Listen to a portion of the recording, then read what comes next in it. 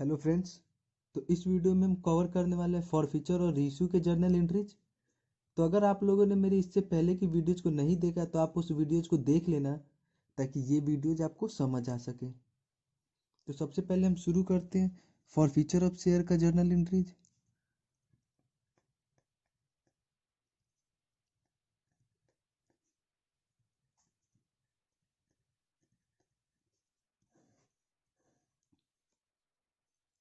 तो forfeiture of share के journal entries को करने से पहले हम फॉरफीचर ऑफ शेयर होता क्या है उसको जान लेते हैं। ठीक है।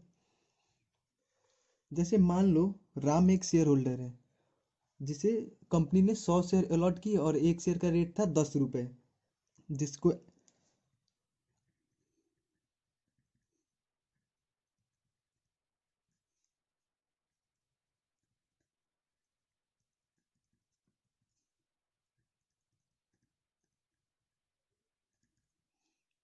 कंपनी 2 रुपये, 3 रुपये, 2 रुपये और 3 रुपये। राम एक शेयर होल्डर है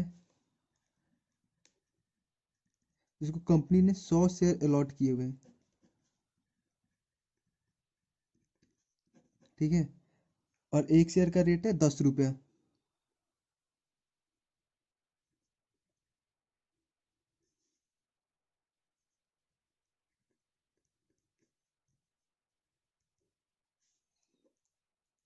राम एक शेयर होल्डर है जिसे कंपनी ने 100 शेयर अलॉट किए और एक शेयर का रेट है 10 रुपये, जिसको कंपनी एप्लीकेशन पे 2 रुपये, अलॉटमेंट पे 3 रुपये, 2 रुपये फर्स्ट कॉल पे और 3 रुपये फाइनल कॉल पे लेगी। ठीक है। अब मान लो कंपनी ने अपने शेयर होल्डर से पूरे पैसे मांग लिए, तब 10 रुपये तक मांगे। तो मैंने पिछली वीडियो में बताया हुआ था, अगर आप लोगों ने वीडियो नहीं देखा होगा तो आप पिछली वीडियोज को देख लेना, आप समझ जाओगे। जितने पैसे कंपनी ने मांगे उसे हम बोलते हैं कॉल्ड अप।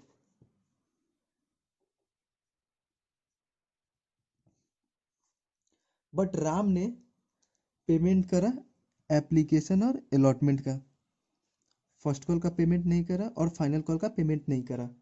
ठीक है।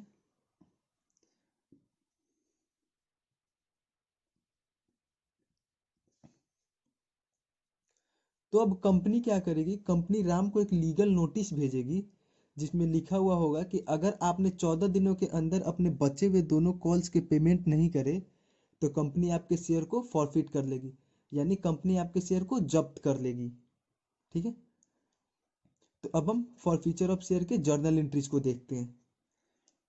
तो फॉरफीचर ऑफ शेयर के जर्नल एंट्रीज को देखने से पहले आप दो बातों को ध्यान में रखना। जब आप क्वेश्चन करना तो दो बातों को ध्यान में रखना। पहला कि कंपनी जिस शेयर को फॉरफिट कर रही है वो इशू किस पे हुए थे, पार पे हुए थे या प्रीमियम पे हुए थे। ठीक है।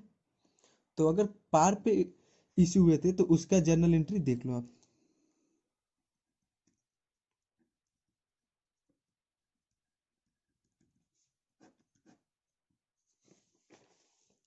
अगर शेयर पार पे इशू हुए थे तो उसके फॉरफीचर का जर्नल एंट्री होगा share capital account debit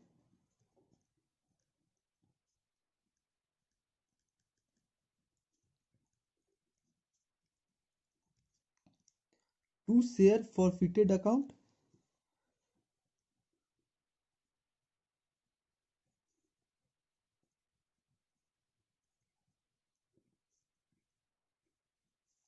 to unpaid calls.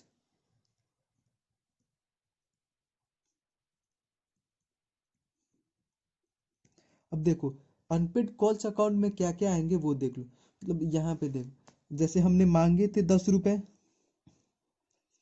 तो शेयर कैपिटल में हम कॉल्ड अप वैल्यू लिखते हैं।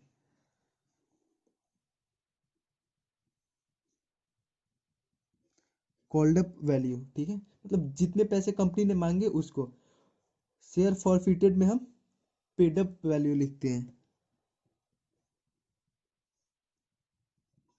मतलब हमने मांगे थे कितने और शेयर होल्डर ने कितने पैसे दिए उसको पेड अप वैल्यू में लिखते हैं।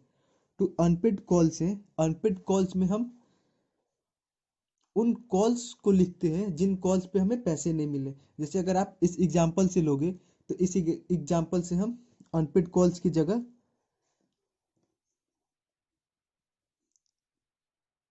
To share first call account, to share final call account लिखेंगे। ठीक है। अब यहाँ पे फर्स्ट कॉल की जगह फर्स्ट कॉल का अमाउंट और फाइनल कॉल की जगह फाइनल कॉल का अमाउंट लिखेंगे। ठीक है। अब इसके अमाउंट को देख लो। कॉल्ड अप 10 रुपए, 100 शेयर्स पे कॉल्ड अप वैल्यू हो जाएगा 1000 रुपये, 100 शेयर्स से 10 रुपये। अब देखो पेड अप 100 शेयर्स पे राम ने एप्लीकेशन और अलॉटमेंट के दिए 5 रुपये, तो 100 से मल्टीप्लाई करोगे तो 500। टू शेयर फर्स्ट कॉल के 100 शेयर्स पे 200 रुपये नहीं मिले, तो 200। टू फाइनल कॉल के 3 रुपये नहीं मिले 100 शेयर्स पे। तो ये हमारी एट पार की एंट्री हो गई। समझ गए। आगे बढ़ते हैं। Second, when share issued at premium. ठीक है। तो अब शेयर जब प्रीमियम पे इशू होगी तो उसके जर्नल एंट्री को करने के लिए भी दो बातों का ध्यान रखना। पहला, व्हेन प्रीमियम रिसीव,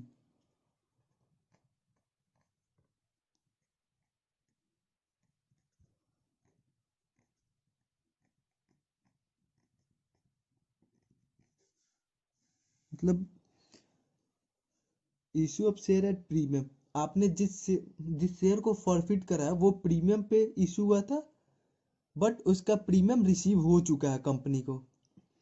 तो उसके लिए जो जर्नल एंट्री बनेगा वो जो हमने एट पार का जर्नल एंट्री करा था सेम वही जर्नल एंट्री आएगा।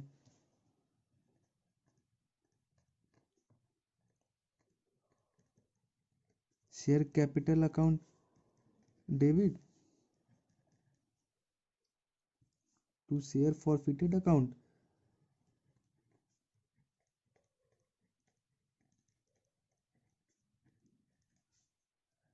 To unpaid calls.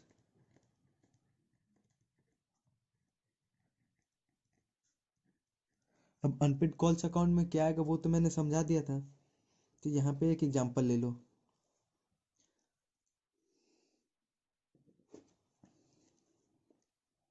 राम एक शेयर होल्डर था जिसके 100 शेयर्स अलॉट हुए और एक शेयर का रेट था 10 रुपये, जिसपे कंपनी 2 रुपये प्रीमियम चार्ज कर रही है। ठीक है। अब कंपनी इसको लेगी कैसे? एप्लीकेशन पे 2 रुपये, अलॉटमेंट पे 3 रुपये प्लस 2 रुपये प्रीमियम, फर्स्ट कॉल पे कंपनी फिर से लेगी 2 रुपये और फाइनल कॉल पे 3 रुपये, 10 प्लस 2 प्रीमियम। ठीक है। अब देखो कंपनी ने फिर से अपने शेयर होल्डर से पूरे पैसे मांग लिए, तो जितना मांगा कंपनी उसको बोलेंगे कॉल्ड अप। राम एक शेयर होल्डर है अभी, जिसको 100 शेयर्स अलॉट किए थे कंपनी ने, उसने फिर से पेमेंट करा एप्लीकेशन एंड अलॉटमेंट का। फर्स्ट कॉल का पेमेंट नहीं करा और फाइनल कॉल का पेमेंट नहीं करा। तो अब राम ने अलॉटमेंट का पेमेंट करा हुआ है, तो अलॉटमेंट के पेमेंट में जो प्रीमियम है जाहिर है उसका भी पेमेंट करा होगा। तो यहाँ पे ये हमें प्रीमियम रिसीव्ड का केस है। तो अब देखो इसका हम जर्नल एंट्री करते हैं तो उसमें अमाउंट कैसे डालते हैं। शेयर कैपिटल में हम कॉल्ड अप अमाउंट डालेंगे। Called up amount expect premium का अमाउंट, प्रीमियम के अमाउंट को नहीं लेंगे। अगर प्रीमियम रिसीव हो जाएगा शेयर फॉरफिटेड में तो हम प्रीमियम के अमाउंट को नहीं लेते हैं। तो फिर से यहाँ पे इसका अमाउंट क्या हो जाएगा, 100 शेयर्स थे और 10 रुपये से तो 1000 रुपये। अब शेयर फॉरफिटेड कितना होगा, 100 शेयर्स पे 5 रुपए मिले तो 500।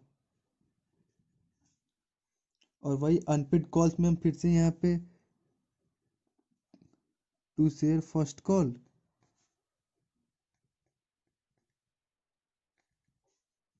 Account, to share final call account कर दें। तो फर्स्ट कॉल अकाउंट में कितने आएंगे, 100 शेयर्स के 2 रुपए से 200, और फाइनल कॉल अकाउंट में 100 शेयर्स के 3 रुपए से 300। क्लियर है, आगे बढ़ते हैं। इसका सेकंड क्या होगा, व्हेन प्रीमियम नॉट रिसीव्ड।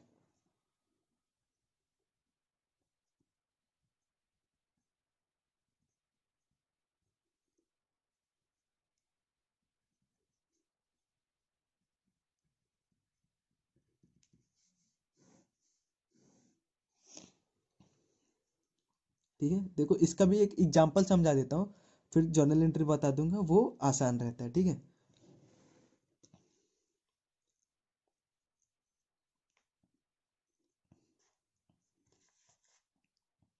देखो जैसे मान लो मैंने अभी समझाया था, राम का ही ले लो। 100 शेयर्स अलॉट हुए थे राम को 10 रुपए पे प्लस 2 रुपए प्रीमियम। अब उसे लेना था एप्लीकेशन पे 2 रुपए,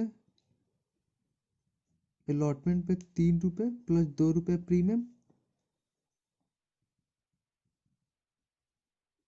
फर्स्ट कॉल पे 2 रुपए और फाइनल कॉल पे 3 रुपए। अब कंपनी ने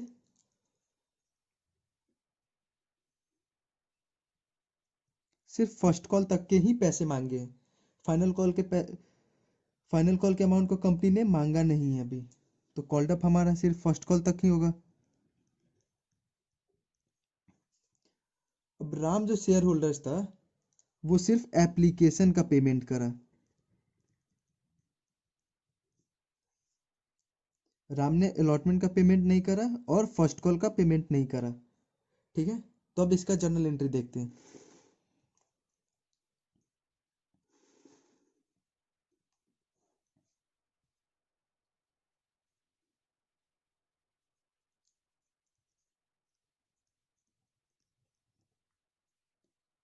share capital account debit,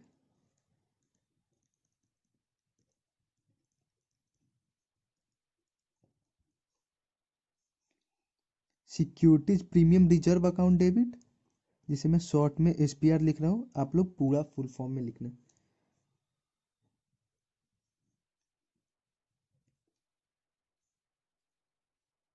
to share forfeited account,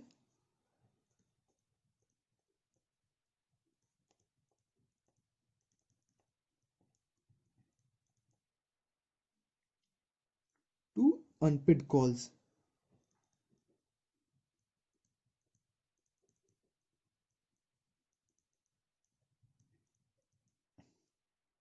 देखो हम शेयर कैपिटल अकाउंट जो किए हुए हैं, तो शेयर कैपिटल अकाउंट में हम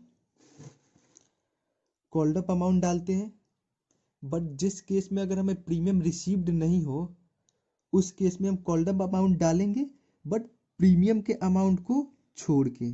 ठीक है, तो यहाँ पे कॉल्ड अप अमाउंट कितना है, 2 रुपए एप्लीकेशन का, 3 रुपए अलॉटमेंट का ओरिजिनल और 2 रुपए फर्स्ट कॉल का। 3 2 5 2 7, 100 शेयर्स पे, तो 100 शेयर्स पे 7 रुपए से 700। अब देखो जो एस पी आर है 100 शेयर्स पे 2 रुपए से एस पी आर आएगा, तो यहाँ पे 200 रुपए।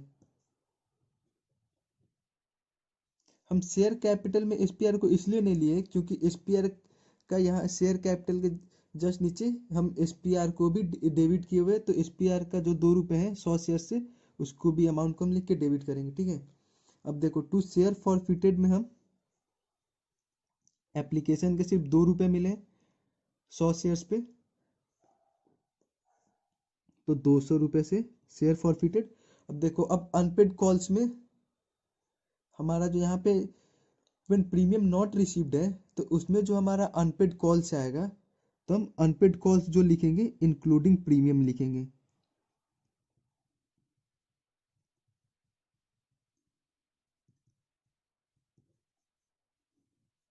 इसको आप ध्यान में रखना। जब हमें शेयर फॉरफिट करने पे प्रीमियम अगर रिसीव्ड नहीं हो, तो जिसका हम जर्नल एंट्री करेंगे, तो जर्नल एंट्री क्या होगा, share capital account debit, called up amount से expect premium, SPR account debit, premium के अमाउंट को हम शेयर से मल्टीप्लाई करके डालेंगे, to share forfeited account, paid up value, to unpaid calls. जो अनपेड कॉल्स हम डालेंगे उसमें हम प्रीमियम को भी ऐड करके डालेंगे। ठीक है, तो देखो अब आगे देखते हैं। तो अनपेड कॉल्स में यहाँ कौन कौन हो जाएगा, अलॉटमेंट नहीं मिला और फर्स्ट कॉल नहीं मिला है। ठीक है, तो देखो आप अनपेड कॉल्स में टू शेयर अलॉटमेंट अकाउंट,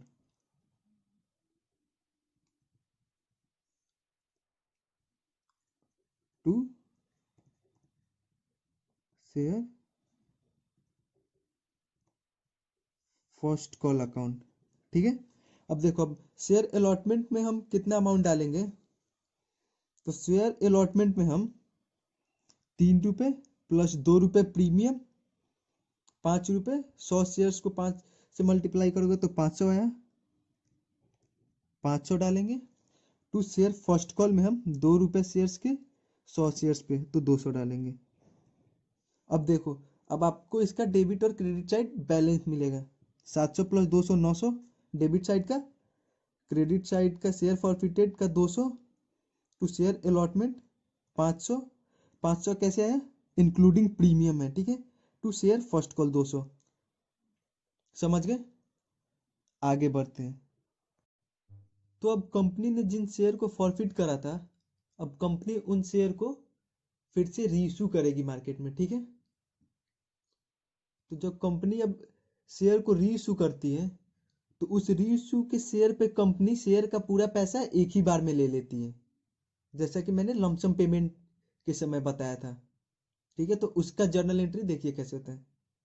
तो अगर कंपनी 10 रुपए के शेयर को 10 रुपए पे इशू करती है, मतलब एट पार वैल्यू पे इशू करेगी, तो उसका जर्नल एंट्री हो जाएगा bank account debit to share capital account.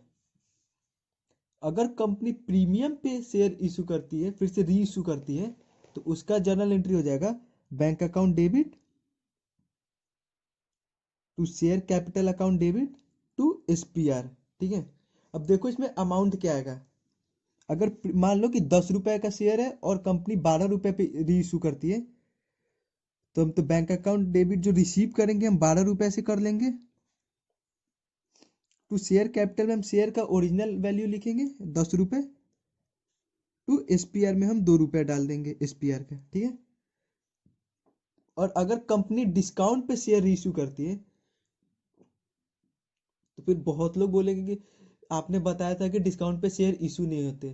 तो शेयर डिस्काउंट पे इशू नहीं होते, शेयर डिस्काउंट पे री इशू हो सकते हैं। ठीक है, तो अगर डिस्काउंट पे कंपनी शेयर को री इशू करती है, तो bank account debit share forfeiture account debit to share capital. जैसे मान लो कि 10 रुपए का शेयर है और कंपनी 8 रुपए पे इशू करती है। ठीक है, तो बैंक अकाउंट में हम 8 रुपए से दिखाएंगे रिसीव, और शेयर कैपिटल में हम 10 रुपए से दिखाएंगे जो शेयर का ओरिजिनल वैल्यू है। और जो हमारा डेबिट और क्रेडिट साइड का डिफरेंस है, उसको हम जो शेयर फॉर फ्यूचर से अमाउंट कंपनी को प्रॉफिट हुई थी, कंपनी उससे यहाँ पे डिस्काउंट को भरपाई करेगी। ठीक है, तो जो 2 रुपए बचे company to to share forfeiture करके देगी। मतलब अगर कंपनी डिस्काउंट पे शेयर इशू करती है, तो bank account debit reissued value of share 8 रुपए। ठीक है, to share capital original value of share 10 रुपए। अब जो डेबिट और क्रेडिट साइड का बैलेंस है 2 रुपए, कंपनी उसको शेयर फॉर फ्यूचर अकाउंट से बैलेंस करेगी। ठीक है, तो share forfeiture account debit इसीलिए हम डिस्काउंट में शेयर फॉरफीचर अकाउंट को डेबिट करते हैं, ठीक है, समझिए। और जब आप री इशू के जर्नल करोगे, यानी कि आपको जब शेयर फॉरफिट हुए और आप उस शेयर को फिर से री इशू करें, तो री इशू करने के बाद एक एंट्री और जो हमारे फॉरफीचर अकाउंट का है उसको ट्रांसफर टू कैपिटल रिजर्व का बन जाता है, ठीक है। ये एंट्री आपको आफ्टर री इशू ही होगी। इसकी जर्नल एंट्री को आप देख लो, इसकी जर्नल एंट्री होंगे share forfeiture account debit to capital reserve account. अब इसमें अमाउंट क्या डालें, तो उसके लिए कैपिटल रिजर्व को हम शेयर फॉरफीचर अमाउंट को कैपिटल रिजर्व में ट्रांसफर करने के दो कंडीशन है, ठीक है।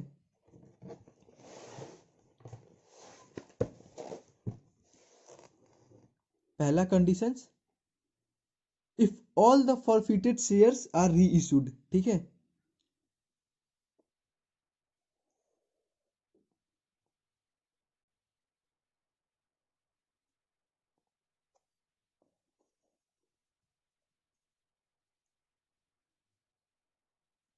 तो देखो, पहले कंडीशन में if all the forfeited share are reissued, तो इस कंडीशन में हम शेयर फॉरफिटेड के जो जर्नल्स करेंगे, तो शेयर फॉरफिटेड के क्रेडिट साइड में से शेयर फॉरफिटेड के डेबिट साइड को माइनस करने पर जितना बैलेंस आएगा उसको हम कैपिटल रिजर्व में ट्रांसफर कर देते हैं।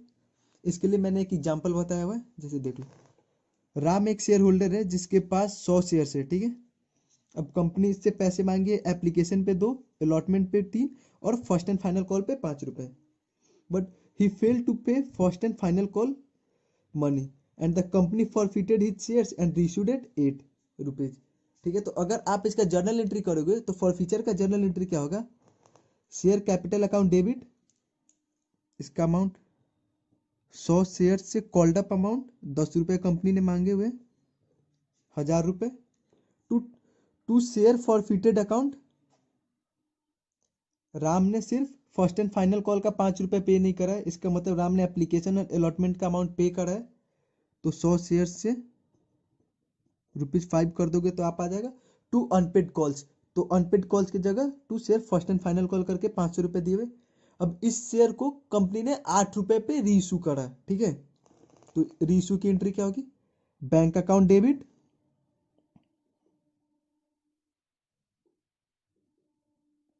100 share into 8, reissued value of share to share capital account original value of share. अब डेबिट और क्रेडिट साइड का जो बैलेंस है उसको कंपनी कहाँ से बियर करेगी, तो शेयर फॉरफिटेड अकाउंट से बियर करेगी। इसलिए हम शेयर फॉरफीचर अकाउंट डेबिट करके 200 रुपए दिए, ठीक है, समझ गए। अब देखो, अब हमने शेयर रीइश्यू कर दिया, तो अब बात आती है फिर फॉरफीचर अमाउंट को कैपिटल रिजर्व में ट्रांसफर करने की। तो इस कंडीशन 1 का क्या रूल था, if all the forfeited share are reissued, then हम शेयर फॉरफिटेड के क्रेडिट साइड में से शेयर फॉरफिटेड के डेबिट साइड को माइनस करते हैं और जो अमाउंट बचता है उसको हम कैपिटल रिजर्व में ट्रांसफर करते हैं। तो देखो, शेयर फॉरफिटेड का credit side balance 500 minus share forfeited का डेबिट साइड बैलेंस 200। देखो, credit side minus debit side, 500 minus 200, 300 रुपये जो बचे इसे हम कैपिटल रिजर्व में ट्रांसफर कर देंगे। और कैपिटल रिजर्व का जर्नल क्या होता है, share forfeited account debit to capital reserve, ठीक है। 300 को ट्रांसफर किए। अब इसका सेकेंड कंडीशन देखो क्या होता है, if only some of the forfeited shares are reissued. Second condition है if only some of the forfeited shares are reissued. तो इसके लिए एक फॉर्मूला है, जैसे हमने शेयर फॉरफिट करा 100 शेयर्स फॉरफिट करा, तो 100 शेयर्स के फॉरफिट करने पे हमें 500 रुपये फॉरफिट हुए थे। और यहाँ पे हम 100 शेयर्स इशू नहीं कर रहे, सिर्फ कुछ शेयर इशू कर रहे। जैसे कि एग्जांपल ले लो कि हमने 100 शेयर्स फॉरफिट करे थे, बट यहाँ पे हम रीइशू करेंगे सिर्फ 70 शेयर और एक शेयर का रेट है 8 रुपये। तो अब हम जो 70 शेयर रीइशू करेंगे, तो हम फॉरफिटेड अमाउंट का कितना रुपया यूज कर सकते इस 70 शेयर्स के लिए, उसके लिए एक फॉर्मूला है, amount forfeited by number of share forfeited into number of reissued share. तो अमाउंट फॉरफिटेड हुए थे हमारे 500। 500 कैसे हुए थे, कॉल्ड अप थे 10 रुपए, जिसमें राम ने 5 रुपए पे करे थे। तो 100 शेयर्स 100 शेयर्स पे हमने फॉरफिट करे थे, तो 100 शेयर्स के 5 रुपए से 500 amount forfeited into number of share forfeited, 100 shares into number of reissued share, 70 share he company reissue कर रही है। आप इसको सॉल्व करोगे तो एक जीरो से एक जीरो कट गया, 50 इंटू 7 350, एक जीरो ऊपर का यहाँ कट गया। ठीक है, तो आप इसको सॉल्व करोगे तो 350 आएगा। ठीक है, अब इसका हम जर्नल एंट्री करते हैं। फॉर फ्यूचर का जर्नल एंट्री क्या करोगे, share capital account debit 100 into 10, 100 shares पे, to share forfeiture account 100 into paid up value 5 रुपए, to share first and final call 100 shares पे हमें अनपेड कॉल जो है 5 रुपए का फर्स्ट एंड फाइनल कॉल पे नहीं मिला उसको। अब शेयर को रीइश्यू देखो, अब शेयर को रीइश्यू करोगे तो बैंक अकाउंट डेबिट, यहाँ पे 70 शेयर ही इशू हो रहे हैं और एक शेयर का रेट है 5 रुपए, एक शेयर का रेट है 8 रुपए, तो बैंक अकाउंट डेबिट से करोगे तो आप 560 रुपए आएंगे इसका। टू शेयर कैपिटल करोगे तो 70 शेयर्स पे शेयर्स का ओरिजिनल वैल्यू 10 रुपए से शेयर कैपिटल डेबिट होगा तो 700 हुए। अब डेबिट और क्रेडिट साइड का जो बैलेंस है उसको शेयर फॉर फ्यूचर अकाउंट से हम बैलेंस करते तो 140 रुपए यहाँ से आ गए। अब देखो, अब कैपिटल रिजर्व में कौन सा अमाउंट ट्रांसफर होगा, तो वो देखो कैपिटल रिजर्व में कौन सा अमाउंट ट्रांसफर होगा, तो फॉर्मूला अप्लाई करने के बाद हमारे पे 70 शेयर्स के लिए फॉर फ्यूचर का अमाउंट कितना आया था 350। अब इस 350 में से हम इस 350 में से हम फॉर फ्यूचर के डेबिट साइड को माइनस करेंगे। यहाँ 350 आए थे फॉर्मूला अप्लाई करने पे, माइनस फॉर फ्यूचर का डेबिट साइड 140, बैलेंस 210 रुपये।